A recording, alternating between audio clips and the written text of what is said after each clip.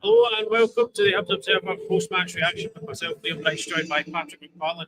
As Hibs get another crucial 3 points on the board with 2-0 victory over Aberdeen here at Easter Road. A really controlled, clinical performance from David Gray's side, I would say, and a victory that obviously takes them to within 2 points of the Dons in the Scottish Premiership table. So, Patrick, a good day all round for Gray and his players again.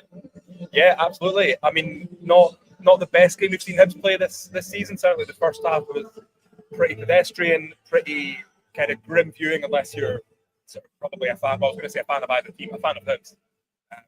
One real clear-cut chance for the two teams, which was Nectar Triantis' goal, his third of the season, I think, if my math is right. And it was probably what the game needed. It was what Hibs needed. And then scoring so early on in the second half kind of took the wind out of the sails, took the wind out of Aberdeen's sails a little bit. They'll be coming out in the second half looking to, I suppose, respond to the first half in which they've been pretty ropey. And even though there was a lengthy check for offside, VAR, the goal did stand, and that really kind of set the tone for the rest of the game. Hibs had another couple of chances. Aberdeen had a couple of half chances, but I mean, again, not a classic, but Hibs never really looked like they were in any real danger of not winning this game. I mean, it might be 2-1, it might be 3-1, but I think that's something we've noticed about Hibs in this kind of resurgence, if you like. We can still call it that. Don't know how long it could be before you can stop calling it resurgence, but they just seem to, when they get into their groove, even if it's not as fluid or as free-flowing as you might like, you've got a feeling about it. It's like the players seem confident individually and as a team. And even though they went 2-0 up with a long amount of time to play in the second half, plus 9 minutes of injury time at the end, I don't think we ever really thought there was any way that Hibs weren't going to win it. They did, defended really well when Aberdeen came back at them. They created more chances of their own, probably should have taken them. But, I mean, 3 points. This was another test for David Gray's side, I think. Aberdeen now on a kind of similar run like Hibs were on at the start of the season. And, the sort of logic says that at some point that has to come to an end. So, I think this would have been a very sort of easy game to kind of get sucked into, the hype around Hibs resurgence and everything that's been said about Aberdeen's sort of winless run. But it had to do. It wasn't pretty at times, but it was effective, and ultimately that's what counts.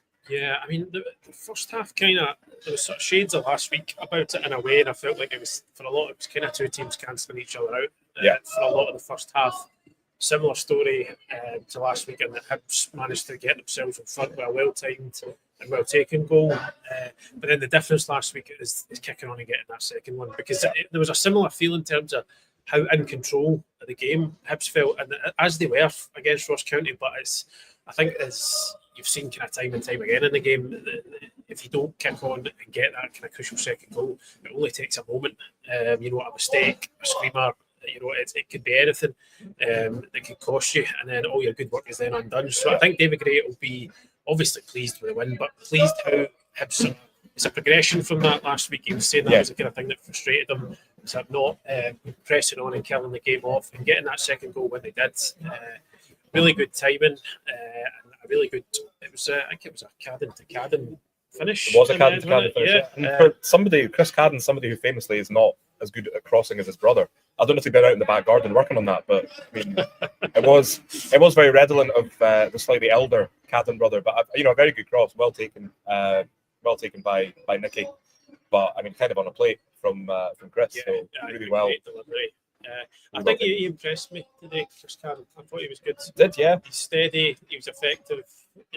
Always an option down that side, and Aberdeen never really troubled him defensively. I thought he is kind of goes under the radar a bit, doesn't he? But he was effective today. You probably want your fullbacks to go under the radar. You want all your defenders to kind of go under the radar unless they're doing sort of incredible things like last minute blocks or clearing stuff off the line. And I think it's really interesting because you've got that right back or right wing back berth at the moment. You've got Lewis Miller and Chris Cadden, who are both kind of both can play there. Both are arguably capable of starting. They're both capable of coming off the bench.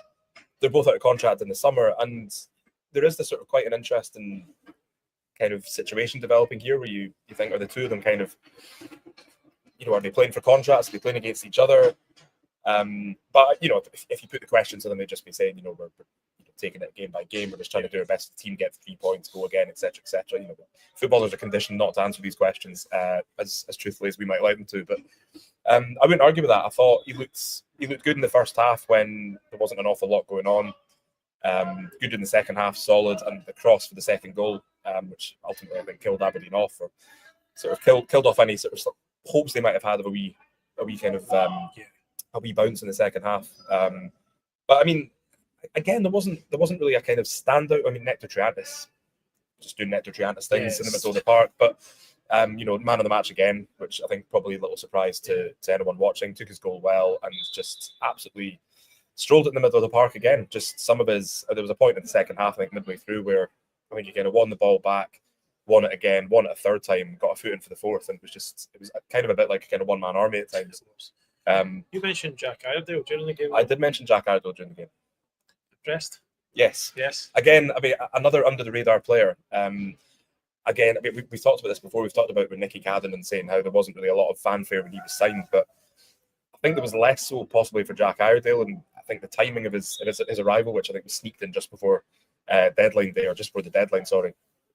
And you know, people are looking at it thinking, oh well, you know, at that point you were playing a back four, you had Jordan Abita there, you thought, well, he's not going to replace him because he was player of the year last year. You had centre backs.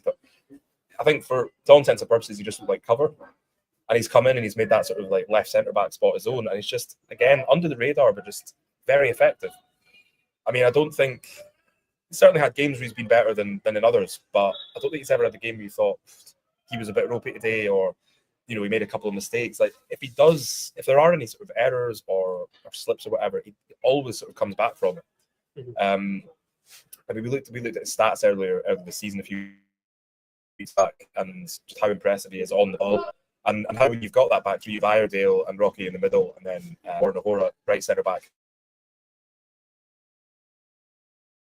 from your back. But I think you've got Rocky's very good in the penalty area. Onto the stats, Iredale's obviously the playing centre half, and then O'Hora's. We're still on. So still here. Lost, is it? And then you've got O'Hora, who's not good. Heroes of live broadcasting. Heroes of live broadcasting, indeed. We're still there thereabouts. Yeah, we're there or thereabouts. Anyway, we're just talking about Jack Iredale and Hibs defence and how he's quietly effective. I think as well, another aspect of today's game, a clean sheet. Mm-hmm. Probably haven't been as many of them as David Gray would like. I think that's another positive to take from today's game. Was keeping that clean sheet, and certainly there were a couple of times you thought Aberdeen might sneak one and set up a frantic finale, but Jordan Smith, very comfortable in goals, good performance from him again, and in front of him in defence, they had to and shut Aberdeen out. Absolutely. So I think we'll leave it there. Somebody's in the process of winding down the Wi-Fi at Easter Road. So we're going to head down to the press conference now to speak to David Gray, get his thoughts on the game. So do keep an eye on our website and our YouTube channel to get every word from the manager post-match, and then we'll be back on YouTube early next week for a fuller review of today's game. So thanks for joining us, folks. Hope you enjoyed the game and hope you enjoy your evening. We'll speak to you again very, very soon. Cheers. Cheers.